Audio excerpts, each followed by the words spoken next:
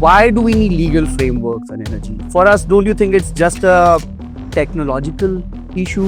Is it just a finance problem? We need laws to regulate the transmission of electricity through the entire grid. Grid balancing is one of the key issues that lies before the technical people in the sector. Yeah. And you need legal frameworks to allow the electricity to come into the grid, because if too many people are supplying or too many people are off-taking at the same time, then the entire grid is at risk, and it's at the risk of collapse. So that's one good reason to have it. So why do we need regulation in the first place? I mean, isn't it that deregulation is fine? The distribution companies were set up to deal with in the first place. Yeah. So if we had privatized them or deregulated them at that point in time, then we could possibly have imagined them to be in better financial shape now, and therefore the problems that we have in relation to private companies selling to distribution companies might not have existed to the same extent. क्या electricity अपने आप में commodity है या ये service है या ये कंफ्यूज्ड स्टेट में है अभी? Anything that's produced in the economy requires inputs to produce it. Those inputs have to be paid for. So I think it's a question of approach. It's better to treat it as a commodity, to allow it to be bought and sold at the price which the market determines for it. Do you see some role of civil society? Do you see some role of think tanks and not-for-profit institutes and centers to ensure that there is some light of the day that these policies also see? I don't think there's any stakeholder who should not be involved. What are these top 2 or 3 legal challenges that you see in today's world wherein you want to move towards cleaner energy options? I'm not a big fan generally of top 5 and top 3 and top 10 type of lists. I think it's very much a function of the internet age. But what I'd like to see happening is for people to see this in terms of principles, is to look at law and policy making in terms of principles. And ultimately, when we look at how the sector is going to grow or how the energy transition is going to take place, this is not going to take place with the majority of the cash coming from government. Yeah. Majority of the money is going to come from the private sector.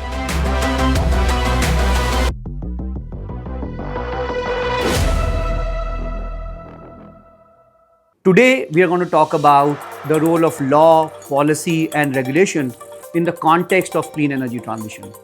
And to do that, we have a very special guest with us, Mr. Akshay Jaitly.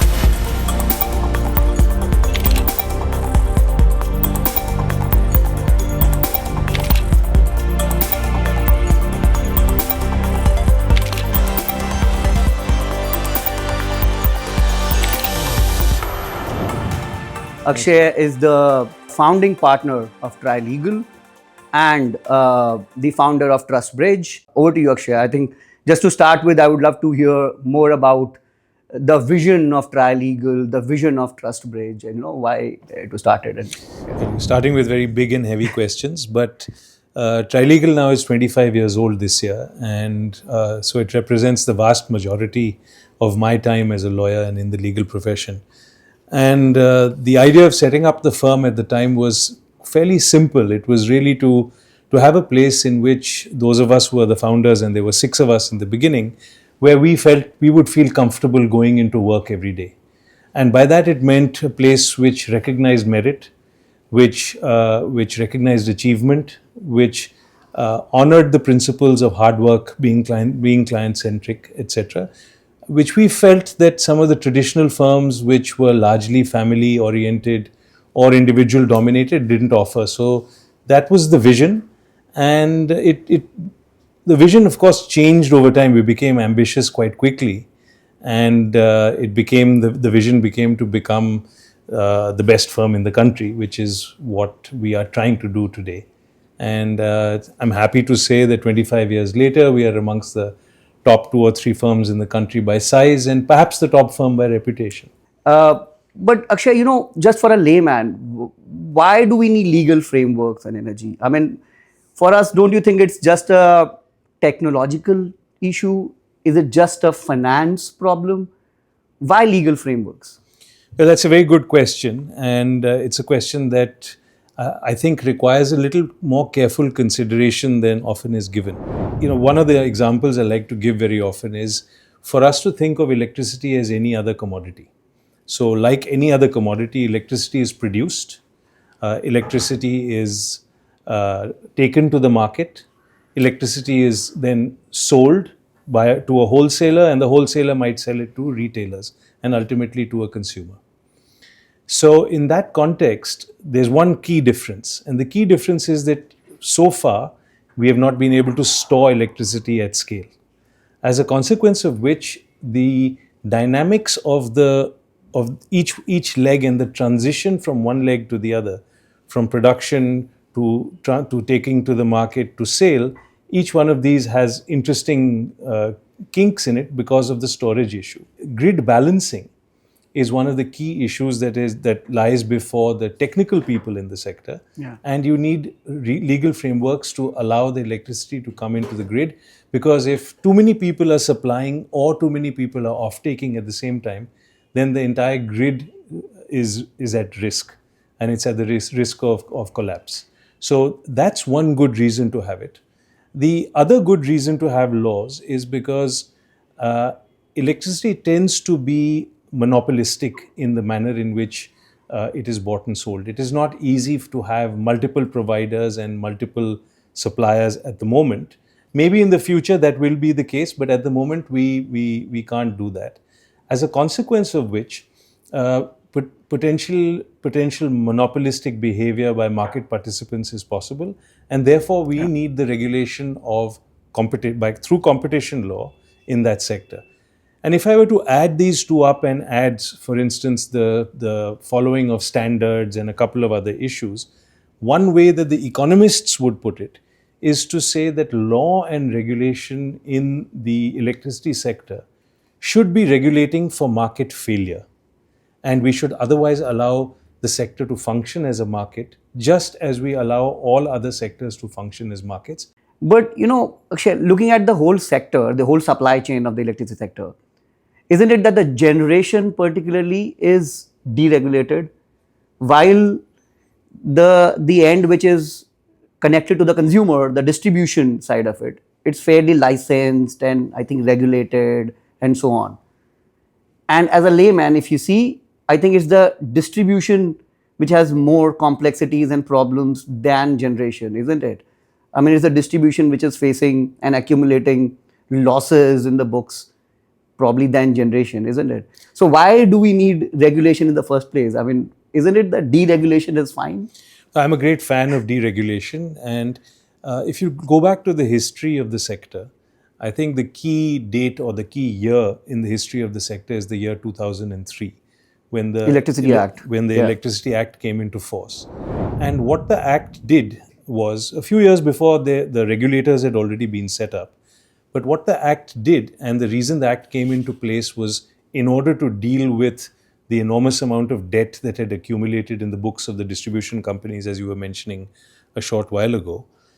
So what it did was it split the functions of distribution, generation, and transmission into three separate pieces, because these were all otherwise under one roof, either in the form of an electricity board in each state of the country, A bundled entity. Or it was within the electricity or the energy department of each state. So it wasn't even necessarily either a corporate entity or split out from the prime functioning of government. So what the Act did was, it provided the framework for states to move towards what was called unbundling in those days.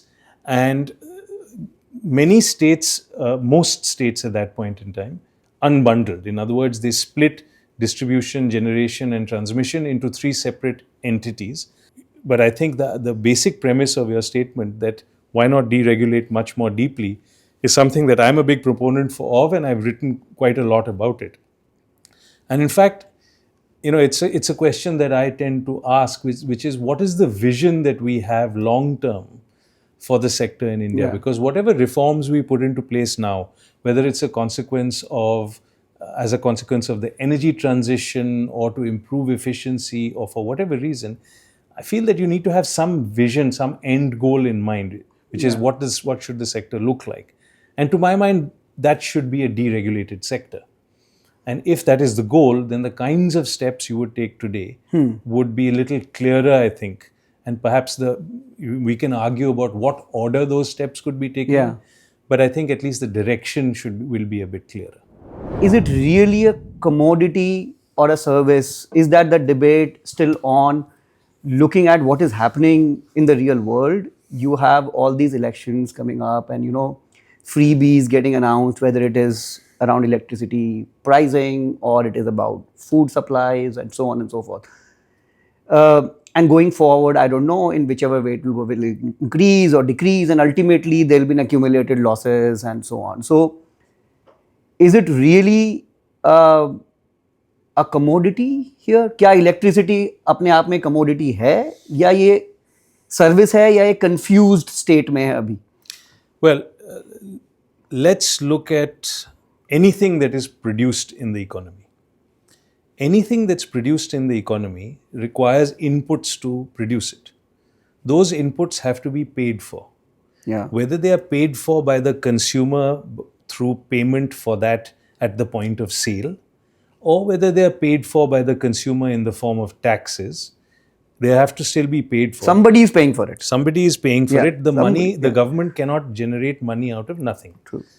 So the question is, how do you want it to be paid for? So there are certain things which is harder to ask people to pay for. For instance, roads. So especially roads, say in a city, highways we still ask people to pay for through tolls. Roads in a city we don't ask people to pay for, but they are being paid for by your and my taxes, right? Now the question is, do we want electricity to be more like a road in a city which is not paid for but is paid indirectly through taxes? Or do we want it to be more in the nature of a toll road, which is paid for by user payments? And hence maintained and lit up properly and so on and so on. And what you do is you have private involvement to build the road, to maintain the road. And therefore, most people will agree that the highways are in better shape than many city roads. So I think it's a question of approach. I think that economists who are far cleverer than me on this issue will tell you that it's better to treat it as a commodity, to allow it to be bought and sold at the price which the market determines for it. Yeah. And to the extent that anyone is struggling to pay for it because of poverty or similar reasons, to put money in their hands so that they can pay for it. Because otherwise what happens is that the entire sector gets distorted. And that, I'm afraid, has been the history of our power sector in this country. I think the next question in my mind was to do with again, the legal framework. See, Akshay, one is to sort of set up these legal frameworks. One is to set up the right policy levers, acts and regulations in place. The other thing is all about enforcing it, implementing it on ground, right? And while there had been a lot of nicely written policies, and you mentioned about Electricity Act itself, I believe even the Electricity Act talks about this cross subsidy surcharge to be in the range of plus minus 20%, which I don't think is ever implemented. It's more than 20 years gone. So enforcement and implementation is a different ball game altogether. And I don't know, going forward, do you see a role of stakeholders maybe outside of these closed doors, which the policymakers often are kind of defined in a way? Do you see some role of civil society? Do you see some role of think tanks and not-for-profit institutes and centers to ensure that there is some light of the day that these policies also see? I think, as with any major issue in the economy, especially those that are significantly impacted by politics and the political economy around this, I don't think there's any stakeholder who should not be involved. So if you ask if there's a role for think tanks and policy, people who think about policy, universities, etc., my answer is all of the above and as much as possible. I think that because of the fact that there are so many entrenched views in this sector, and because so many of those views are responding to the political economy that many stakeholders, especially on the government and political side, face, I think we need to keep making these points repeatedly and often and with greater depth, so that ultimately people realize that this is something that needs to be addressed. So I think that there is a role for all kinds of actors in this field. But I think the big problem, and which is why I think the way that policymakers outside of government or policy thinkers need to approach power sector reform, is by keeping the lens of the political economy squarely in focus.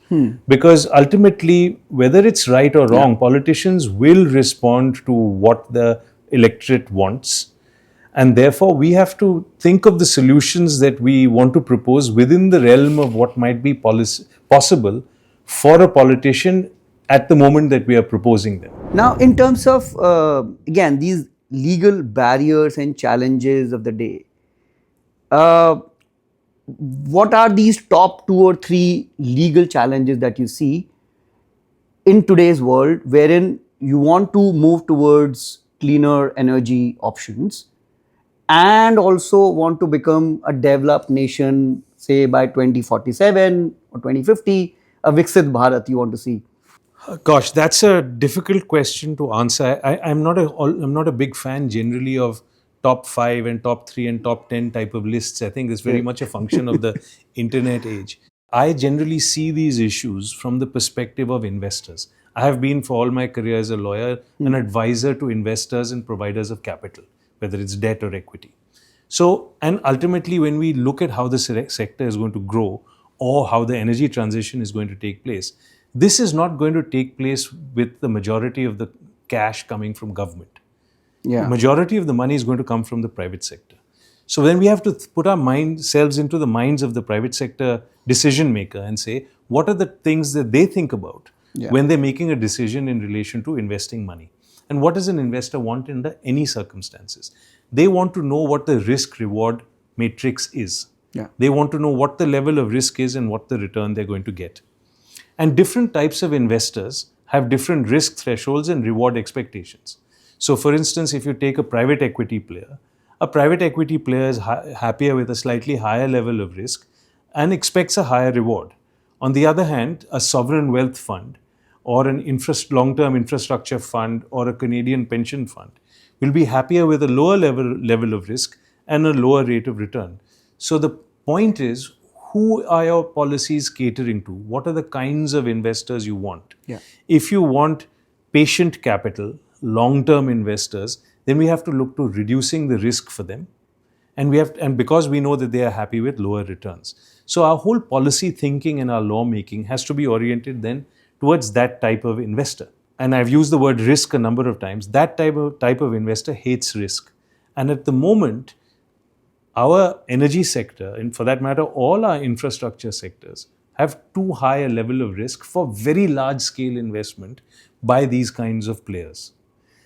So I'm talking about things like certainty of contracts, of predictability in the manner in which law will be enforced, of an idea of the time frame within which disputes will be settled. It's really the fundamental building blocks of how a good economy functions, which is predictability and putting the means in the hands of investors to manage risk, which at the moment we have far too much uncertainty.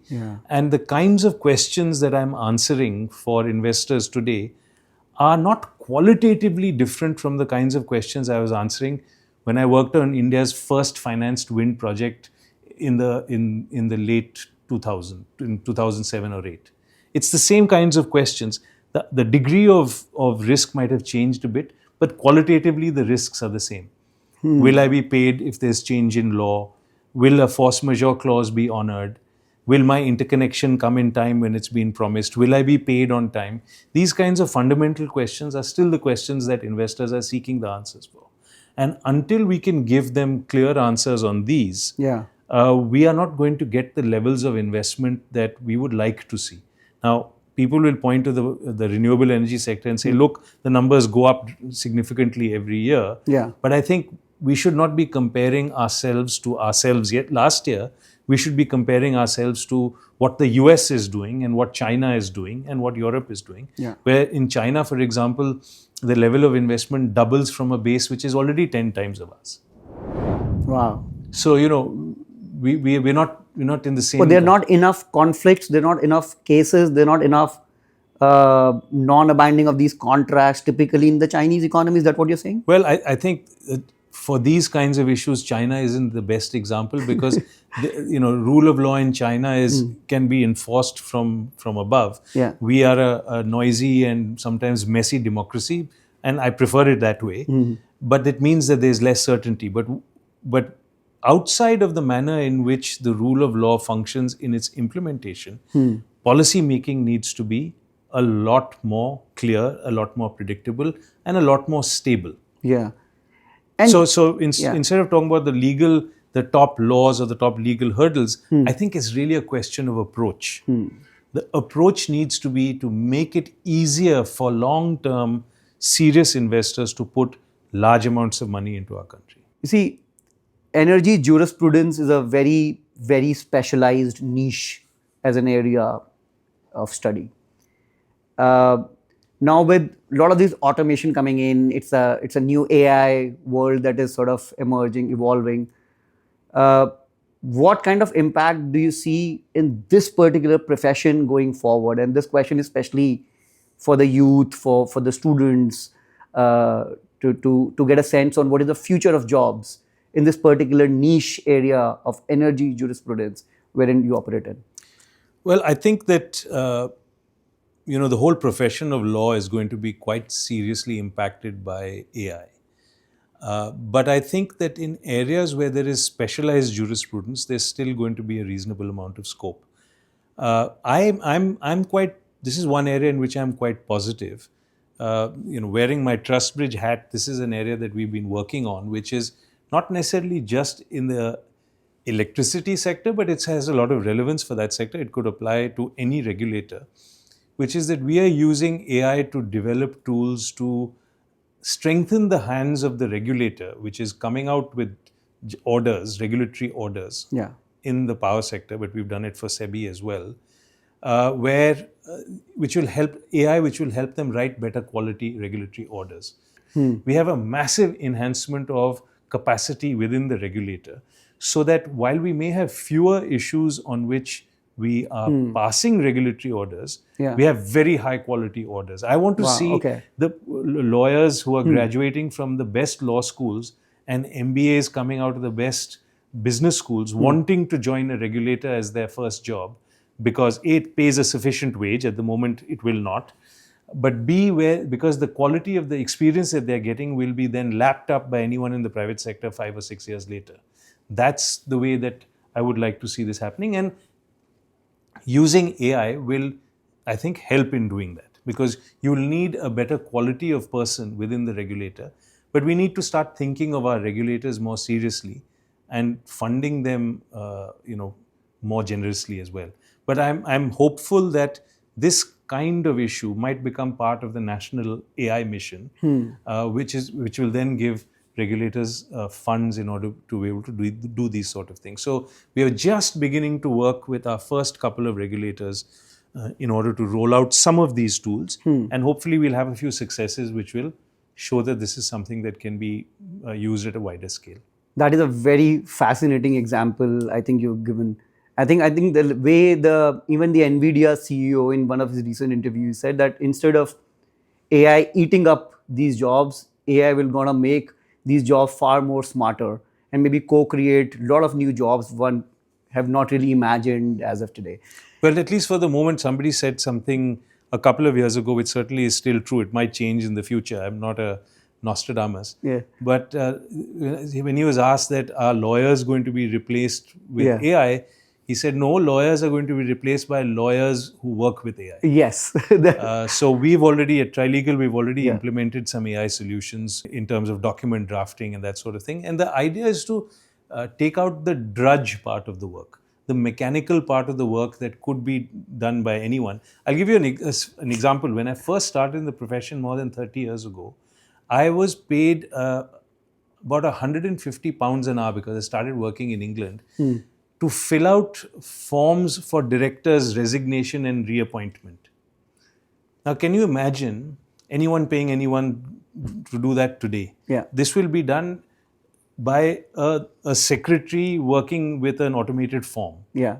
So that's, of course, that AI has grown tremendously in the last few years, but that will allow us to do a whole set of, that's freed up people's time Exactly. to do both more intellectually challenging and engaging work, and also to do it to a better quality, because the kinds of mistakes that humans are prone to, AI, hopefully, as long as it's not hallucinating, will pick up.